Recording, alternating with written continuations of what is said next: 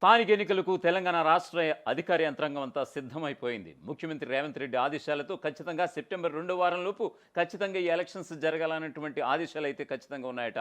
So ఈ క్రమంలో Telangana secretariat నుంచి అయితే మనకు పక్కా సమాచారం ఉంది.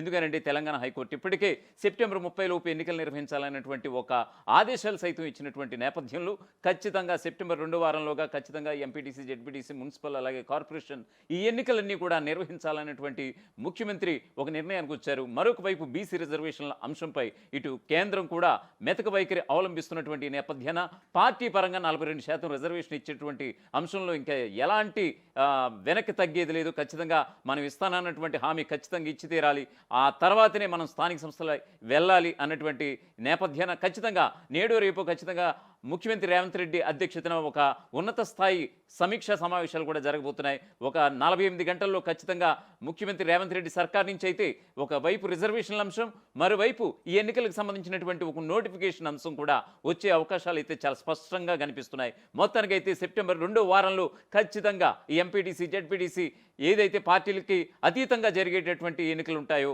అవి ప్లస్ పార్టీల రహితంగా జరిగేటువంటి సర్పంచ్ ఎన్నికలు ఉంటాయో అవి కూడా, అంటే మొత్తం 2 దశల్లో ఈ ఎన్నికల ప్రక్రియ అంతా పూర్తి చేయాలని రేవంత్ సర్కార్ అయితే ఒక పక్కా ప్రణాళికతో ముందుకు వెళ్తున్నట్లుగా తెలుస్తోంది. దీనికి సంబంధించినటువంటి ఒక పూర్తి స్థాయి అప్డేట్ అయితే ఒకసారి వివరించే ప్రయత్నం చేస్తాను. సర్పంచ్ ఎన్నికలపై సీఎం రేవంత్ కీలక నిర్ణయం. వచ్చే నెల 2వ వారంలో స్థానిక సంస్థల ఎన్నికల ఏర్పాట్లు చేయాలని అధికారులకు ఆదేశాలు. వచ్చే నెల 30లోగా అన్ని ఎన్నికలు పూర్తి చేయాలని నిర్ణయం. 2 రోజుల్లో కీలక ప్రకటన చేయబోతున్న రేవంత్ సర్కార్. పాలక మండలి లేక కేంద్రం నుంచి ఆగిపోయినటువంటి గ్రాంట్స్, ఎన్నికల్లో రిజర్వేషన్లపై రేవంత్ దృష్టిలో 3 ఆప్షన్స్. ముందుగా పార్టీ గుర్తులపై జరిగే ఎంపీటీసీ, జెడ్పీటీసీ ఎన్నికలు. 2వ విడత సర్పంచ్ ఎన్నికలకు ప్లాన్. 566 జెడ్పీటీసీ, 5773 ఎంపీటీసీ స్థానాలకు ఎన్నికలు. 12778 గ్రామ పంచాయతీలు, 1,12,934 వార్డులు ఉన్నాయి తెలంగాణ రాష్ట్రంలో.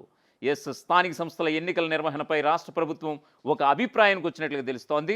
దీనిలో భాగంగా 2 రోజుల్లో ప్రభుత్వం కీలక నిర్ణయం వెల్లడించే అవకాశం కూడా ఉంది. రాష్ట్రంలో బీసీ రిజర్వేషన్ల అంశంపై ఢిల్లీలో గత 3 రోజులుగా ఆందోళనలు, విన్నపాలు చేస్తూ కాంగ్రెస్ నేతల ప్రయత్నాలు అనంతరం రేవంత్ సర్కార్ ఒక నిర్ణయానికి వచ్చినట్లుగా తెలుస్తోంది.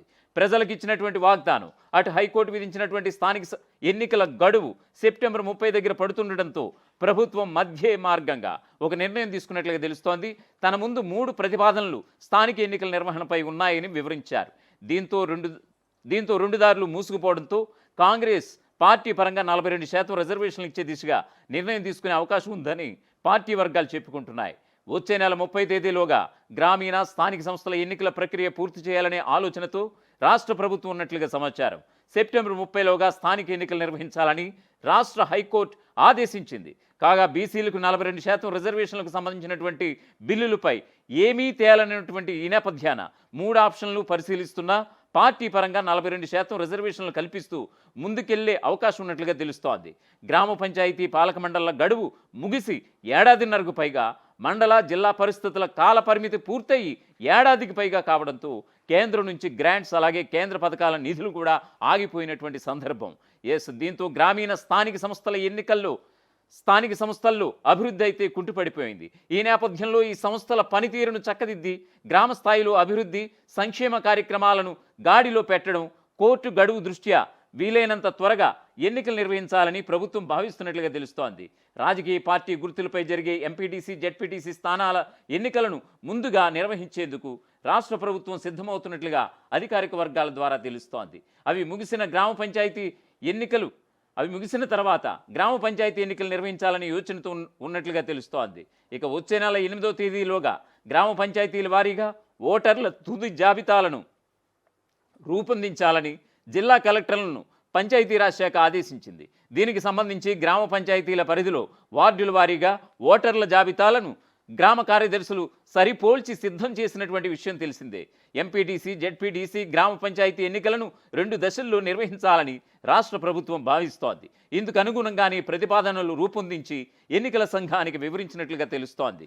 మరొక వైపు సకాలంలో పంచాయతీలకు ఎన్నికలు నిర్వహించని కారణంగా కేంద్రం నుంచి అందాల్సినటువంటి 15వ ఆర్థిక సంఘం నిధులకు భారీగా గండిపడిందని పార్లమెంటరీ స్టాండింగ్ కమిటీ వెల్లడించింది. 2024-25 సంవత్సరంలో పంచాయతీలకు కేంద్రం 1,514 కోట్లు కేటాయించినప్పుడు పాలక వర్గాలు లేని కారణంగా ఆ నిధులను విడుదల చేయలేదని పేర్కొంది. ఇక 2025-26 ఆర్థిక సంవత్సరంలోనూ తెలంగాణకు సుమారుగా 1,500 కోట్లు కేటాయించారని, అయితే ఎన్నికల నిర్వహణలో జాప్యం గనక జరిగితే ఆ నిధులకు కోతపడే అవకాశాలున్నాయని చెప్పింది. అంతకుముందు సంవత్సరాల్లో కేటాయింపుల మేరకు 2020-2021లో 1,847 కోట్లు, 21-22లో 1,365 కోట్లు, 22-23లో 1,415 కోట్లు, 23-24 ఏడాదిలో 1,424 కోట్లు విడుదల చేసిందని తెలిపింది.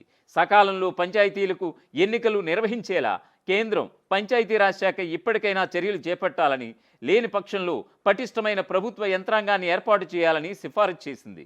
ఈ మేరకు పంచాయతీరాజ్, గ్రామీణ అభివృద్ధి మంత్రిత్వ శాఖల parliamentary standing committee chairman Saptagiri Shankar నేతృత్వంలో కమిటీ డిమాండ్ ఫర్ గ్రాంట్స్ రెండో నివేదికను ఇటీవల పార్లమెంటుకు సమర్పించింది. ఎన్నికల జాప్యంతో కుంటుపడుతున్నటువంటి అభివృద్ధి గత మార్చిలో ఇచ్చినటువంటి తొలి నివేదికలో ప్రస్తావించిన మాదిరి ఇందులోనూ పంచాయతీ ఎన్నికల అంశాన్ని కమిటీ ప్రధానంగా ప్రస్తావించింది.